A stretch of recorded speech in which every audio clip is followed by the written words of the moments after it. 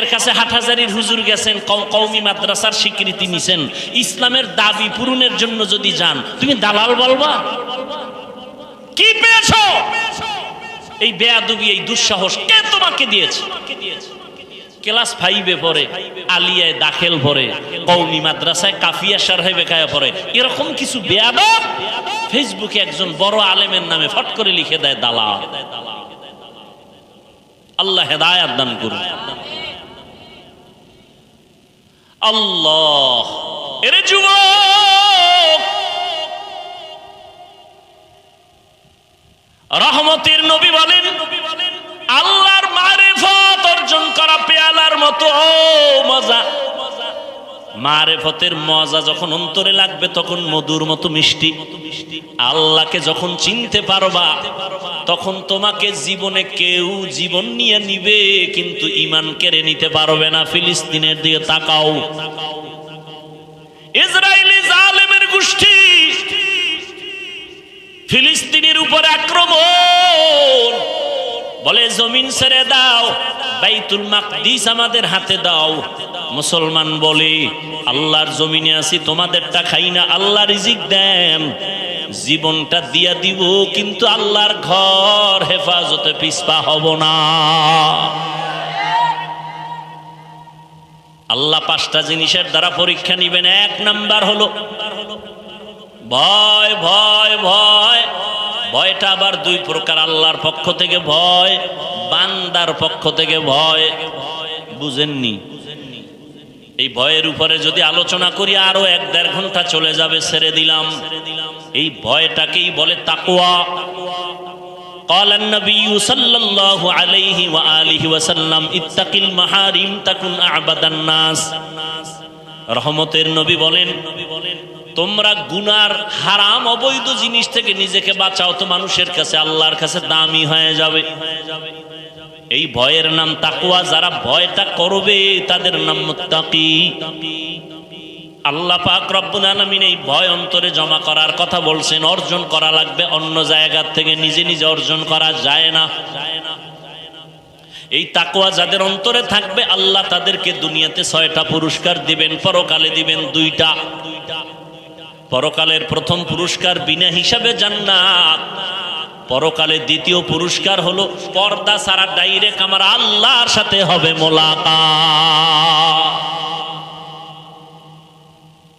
Direct আল্লাহর সাথে মোলাকাত হবে। জিব্রাইলের মন্তব্যটা হইছে না হয় নাই? নবীরটা বাকি রইল কারটা? আল্লাহ বলেন, জিব্রাইল বলো, এত সুন্দর চমকদার মজলিসের মধ্যে আমি আল্লাহ একটা মত দিতে চাই।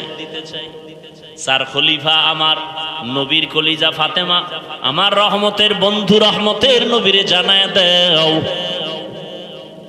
জান্নাতটা কিন্তু পেয়ালার মতো চমকদার হবে, এত সুন্দর। আর জান্নাতের ভেতরের নাজ নিয়ামত হবে মধুর মতো মজা, এত মজা। জান্নাতের মধ্যে কোনো অশান্তি নাই, কোনো বাথরুম নাই। আল্লাহ তাআলা হুর দিবেন 70টা করে, এমন সুন্দর রুম আল্লাহ সাজাইছেন, মধুর মতো মজা। কিন্তু এই জান্নাত পাওয়ার জন্য যে কাজগুলো করা লাগবে, কাজ দুনিয়াতে করা চুলের মতো বড় কঠিন। হ্যাঁ, 2 নাম্বার পরীক্ষা হবে আল্লাহর পক্ষ থেকে, ওয়াল জু, ক্ষুধার মাধ্যমে। ইমাম শাফিঈ রাহমাতুল্লাহ আলাইহি বলেন, এখানে ক্ষুধা দ্বারা উদ্দেশ্য হলো রোজা। যেমন গত রমাজানে অনেক মুসলমান এখানে আছে রোজা রাখে নাই, চায়ের দোকানে বৈশা গল্প করছে আর বলছে রোজা রাখো না কেন? বলে আমার ঘরে কি ভাতের অভাব, আমি রোজা রাখবো কেন? এরকম কুলাঙ্গার চাঁদপুরে নাই। আমরা কি আসলে ভাতের অভাবে রোজা রাখছি? হ্যাঁ, ওরে রোজা তো হিন্দুরাও রাখে, খ্রিস্টানেরাও রোজা রাখে, ইহুদিরাও রোজা রাখে, তবে তাদের নাম আলাদা, সিস্টেম আলাদা। তাদের নাম হলো না খাওয়ার সাধনা। না খাওয়ার সাধনা হিন্দুরাও করে, বৌদ্ধরাও করে, ইহুদিরাও করে, খ্রিস্টানেরাও করে, সব ধর্মে আছে। আমাদেরটা না খাওয়ার সাধনা না, আমাদের সাধনা হলো না খাওয়ার মাধ্যমে আল্লাহ পাওয়ার সাধনা। ইয়া আইয়ুহাল্লাযীনা আমানু, ও মুমিন, কুতিবা আলাইকুমুস সিয়াম কামা কুতিবা আলাল্লাযীনা মিন ক্বাবলিকুম লাআল্লাকুম তাত্তাকুন।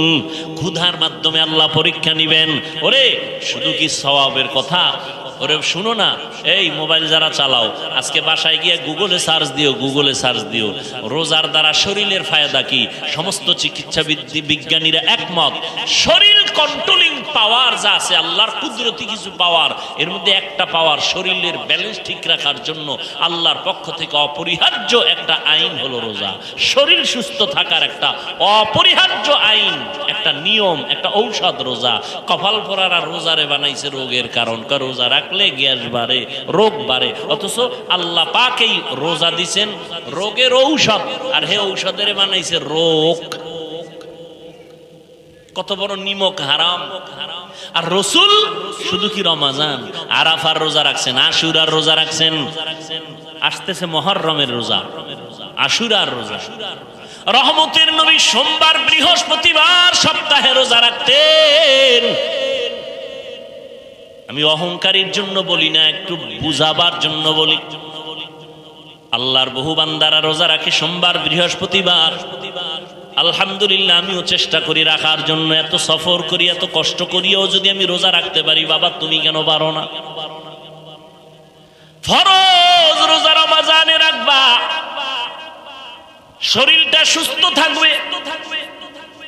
এক হিন্দু ডাক্তার রমজান মাসে একটা লেখা দিছে, বিশাল লেখা, রোজায় শরীরের কি কি ফায়দা ডাক্তারি মতে। আর সেই রোজা রাখে না, রোজা রাখলে রোগ বেড়ে যাবে, নাউযুবিল্লাহ। ক্ষুধার মাধ্যমে পরীক্ষা,